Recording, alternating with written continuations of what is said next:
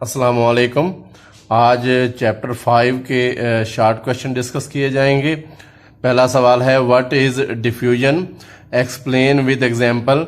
Diffusion क्या है, example से इसकी वजाहत करें। तो ये सिलेंडर दिखाया गया है जिसके दरमियान ये पार्टीशन है और एक हिस्से में ये पिंक कलर के गैस मालिक्यूल दिखाए गए हैं और दूसरे हिस्से में ये ब्लैक कलर में गैस के मालिक्यूल दिखाए गए हैं। और हमें पता है कि गैस के मालिक्यूल हर वक्त हरकत करते रहते हैं, हर वक्त मोशन में रहते हैं और इनकी मोशन रैंडम होती है।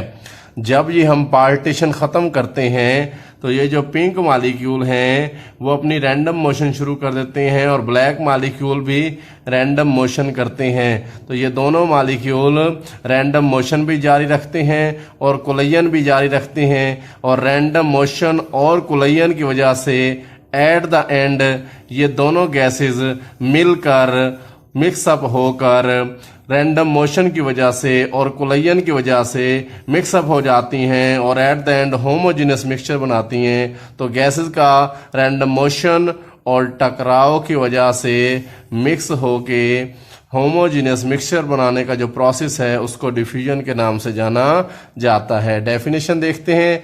The spontaneous mixing up of molecule, gas के मालिक्यूल्स का खुद ब खुद मिक्स होना by random motion and collision. Random motion और कुलयन की वजह से गैस के मालिक्यूल मिक्सअप होते हैं and form the homogeneous mixture, और होमोजेनियस मिक्सचर बनाते हैं। तो रैंडम मोशन और कुलयन की वजह से मिक्सअप होकर होमोजेनियस बनाने का जो प्रोसेस है उसको डिफ्यूजन के नाम से जाना जाता है। इसकी एग्जाम्पल है spreading of fragrance of rose, फूल की जो खुशबू है रोज की वो जो फैलती है वो डिफ्यूजन की वजह से होता है। दूसरा सवाल है define standard atmospheric pressure. Standard atmospheric pressure की डेफिनेशन बताएं, व्हाट आर इट्स यूनिट्स, और इसके यूनिट्स के बारे में बताएं, how it is related to pascal, और ये पास्कल से कैसे रिलेटेड है। ये एक कॉलम दिखाया गया है जिसके अंदर मरकरी भरा हुआ है और इस कॉलम की हाइट जो है वो 760 मिलीमीटर है एट सी लेवल।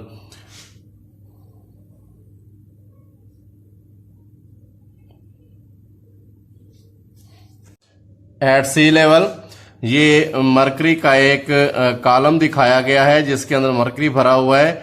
मरकरी का एक ऐसा कॉलम है जिसकी हाइट 760 मिलीमीटर है। तो मरकरी का ऐसा कॉलम जिसकी हाइट 760 मिलीमीटर हो वो सी लेवल पे जो भी प्रेशर एक्सर्ट करेगा उस प्रेशर को स्टैंडर्ड एटमॉस्फेरिक प्रेशर के नाम से जाना जाएगा। डेफिनेशन देखते हैं।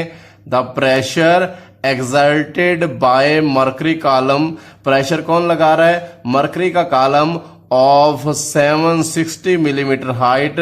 मरकरी का एक ऐसा कॉलम जिसकी हाइट 760 मिलीमीटर है, वो जो प्रेशर लगा रहा है एट सी लेवल उस प्रेशर को स्टैंडर्ड एटमॉस्फेरिक प्रेशर के नाम से जाना जाता है। और इसकी वैल्यू 1 atm है जो कि बराबर होती है 760 mmHg के, जो कि बराबर है 760 टार के, बराबर है 101325 न्यूटन पर मीटर स्क्वायर के, बराबर है 101325 पास्कल के।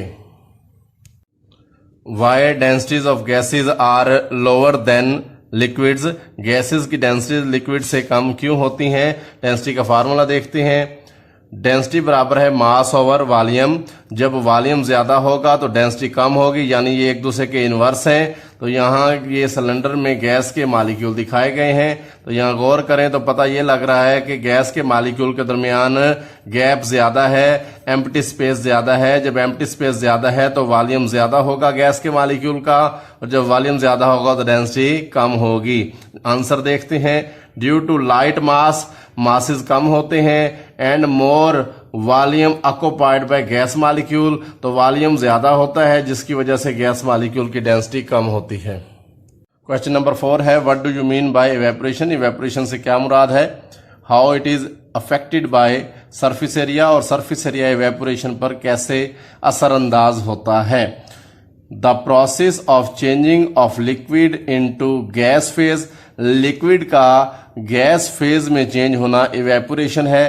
फर्ज करें जैसे पेट्रोल पड़ा है तो पेट्रोल के मॉलिक्यूल एक एक करके उड़ जाते हैं, यानी लिक्विड से गैस में चेंज हो जाते हैं। लिक्विड का गैस में चेंज होना इवेपोरेशन है।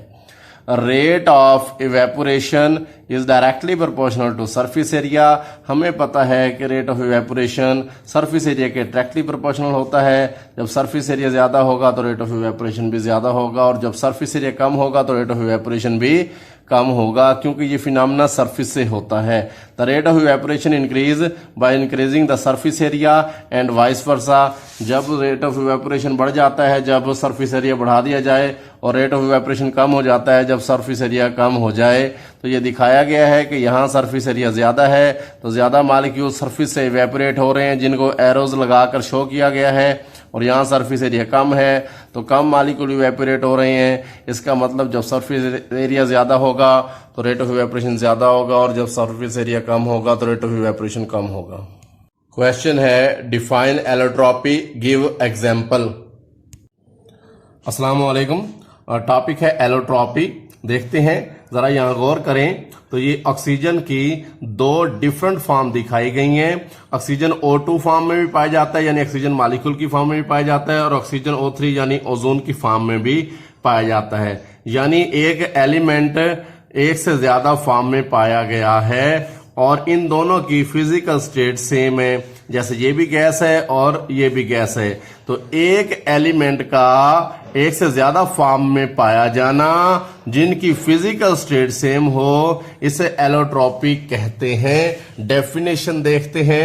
The existence of an element, एक एलिमेंट का एग्जिस्ट करना, पाया जाना इन मोर देन वन फॉर्म। तो ये ऑक्सीजन एक से ज्यादा फॉर्म में है in the same physical state, लेकिन उनकी फिजिकल स्टेट सेम होती है। जैसे ये भी गैस है और ये भी गैस है, तो existence of an element in more than one form, element का एक से ज्यादा फॉर्म में होना जिनकी फिजिकल स्टेट सेम हो, इसे एलोट्रॉपी कहते हैं। और इन फॉर्म्स को एलोट्रॉप्स कहते हैं। ये ऑक्सीजन के दो एलोट्रॉप्स हैं, एक O2 है और एक O3 है।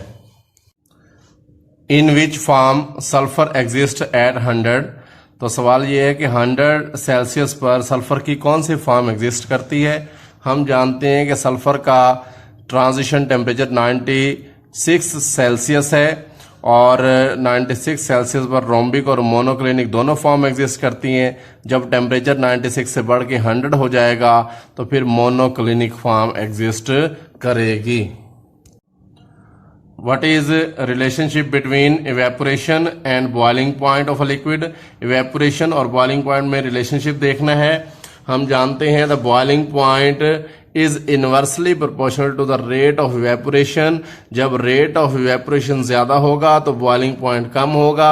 होता यह है कि जब rate of evaporation ज्यादा होता है तो फिर वेपर ज्यादा बनते हैं, और जब वेपर ज्यादा बनते हैं तो वेपर प्रेशर तेजी से बढ़ता है, और जब वेपर प्रेशर तेजी से बढ़ता है तो लिक्विड जल्दी बॉयल होना शुरू हो जाता है। If a liquid has high rate of evaporation, एक ऐसा लिक्विड जिसका रेट ऑफ इवेपोरेशन ज्यादा होगा, then it's boiling point will be low, फिर उसका बॉइलिंग पॉइंट कम होगा, क्योंकि रेट ऑफ इवेपोरेशन ज्यादा होने से वेपर ज्यादा बनते हैं, और जब वेपर ज्यादा बनते हैं तो वेपर प्रेशर तेजी से बढ़ता है, और वेपर प्रेशर तेजी से बढ़ने का मतलब लिक्विड जल्दी बॉयल हो जाएगा, उसका बॉइलिंग पॉइंट कम होगा।